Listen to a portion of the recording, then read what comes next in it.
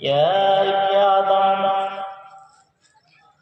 لو بلغت جنوبك وأنا السماء ثم استغفرتني فغفرت لك।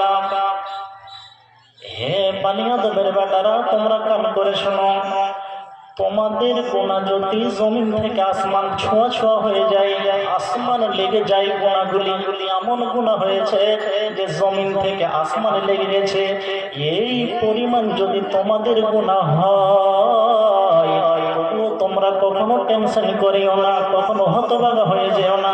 কেন? আমি রব্বুল আলামিন, আমার কাছে তোমরা দুইখানা হাত তুলে দোয়া চাও। আল্লাহ রব্বুল আলামিনের দয়া অনেক বেশি। কারণ কি? মানুষের গুনহার পরিমাণ যত, আল্লাহর রহমতের পরিমাণ তার চাইতে অনেক অনেক অনেক অনেক বেশি।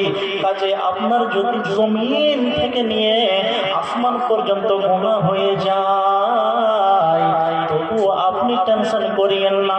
আল্লাহকে বলেন, হে রব্বে কারীম, পরওয়ারদিগার আল্লাহ, আমি এত গুনাহ করেছি, আমি এত অন্যায় করেছি, আমি এত পাপ কাজ করেছি। আল্লাহ রব্বে কারীম, তোমার রহমতের মাস রমজান মাসে আল্লাহ তোমার কাছে ফরিয়াদ জানাচ্ছি, আমার যতগুলো গুনাহ আছে মালিক রে, তুমি আমার গুনাহগুলিকে ক্ষমা করে দাও।